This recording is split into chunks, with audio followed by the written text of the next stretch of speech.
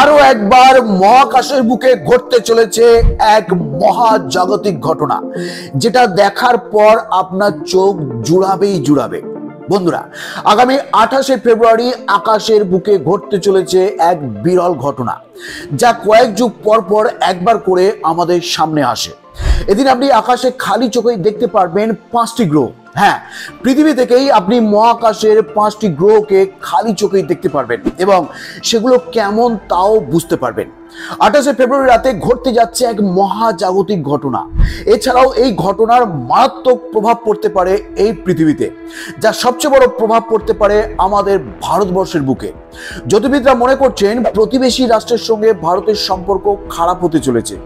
দুই দেশের মধ্যে উত্তপ্ত পরিস্থিতি বাড়বে। প্রতিনিয়ত মহাকাশে ঘটছে বিরল ঘটনা।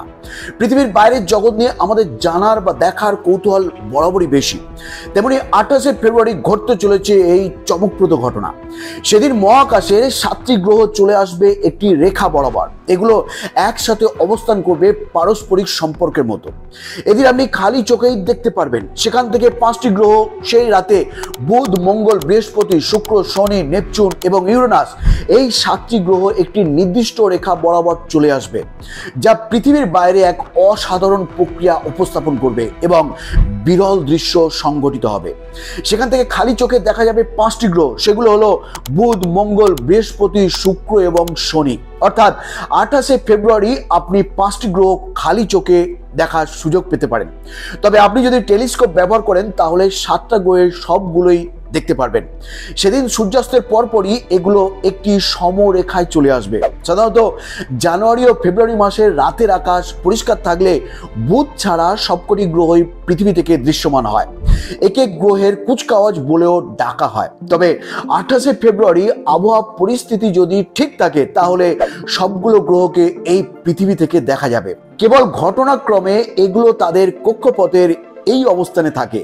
যদিও কোনো বিজ্ঞানীর দাবি সব গ্রহ একই রেখায় আসার কারণে পৃথিবীর ওপর প্রভাব পড়তে পারে।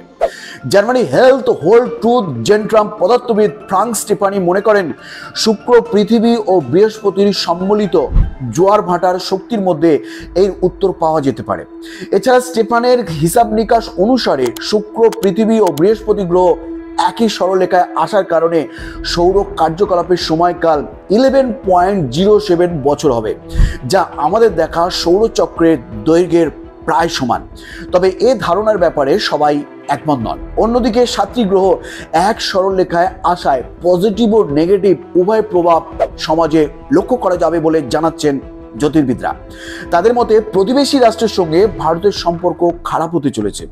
দুই দেশের মধ্যে উত্তপ্ত পরিস্থিতি বাড়বে। তবে ভালো দিক হলো এর প্রভাবে দেশের অর্থনৈতিক পরিস্থিতি মজবুত হতে চলেছে। গবেষণামূলক কাজে ভারত উল্লেখযোগ্য অবদান রাখতে চলেছে। আকাশ দেখা যাদের শখ তাদের জন্য এরকম একটা ঘটনা খুবই আনন্দের বিষয়। মাঝে মাঝে গুটি কয়েক গ্রহ সারিবদ্ধ হলেও একই সঙ্গে 6টি বা 7টি গ্রহ এক রেখায় সারিবদ্ধ হওয়ার ঘটনা বেশ বিরল। ফেব্রুয়ারির শুরুর দিকে সন্ধ্যার আকাশে চাঁদ থাকায় গ্রহগুলি দেখতে একটু অসুবিধা হতে পারে। তবে শেষের দিকে চাঁদ যখন কৃষ্ণপক্ষে চলে যাবে, অর্থাৎ অমাবস্যার সময় গ্রহগুলি শেষবারের মতো একই লাইনে নিজেদের অবস্থান জানান দেবে ভালোভাবে। ফেব্রুয়ারির শেষ 10 দিনে শনি গ্রহ বিদায় নেবে সন্ধ্যার আকাশ থেকে। এরপর গ্রহদের মিছিলে দেখা যাবে নতুন সদস্য বুধকে। এটিও খালি চোখে দেখা যাবে পৃথিবী থেকে। মার্চের প্রথমার্ধের পর গ্রহগুলোকে আর এভাবে একসঙ্গে সন্ধ্যার আকাশে দেখা যাবে না, অর্থাৎ গ্রহদের মিছিল তখন একেবারেই শেষ। সব বন্ধুরা, এই ছিল আজকের পরিবেশন।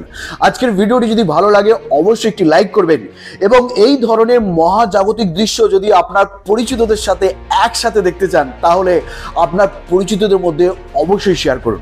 ভিডিওটি শেষ পর্যন্ত দেখার জন্য অসংখ্য ধন্যবাদ।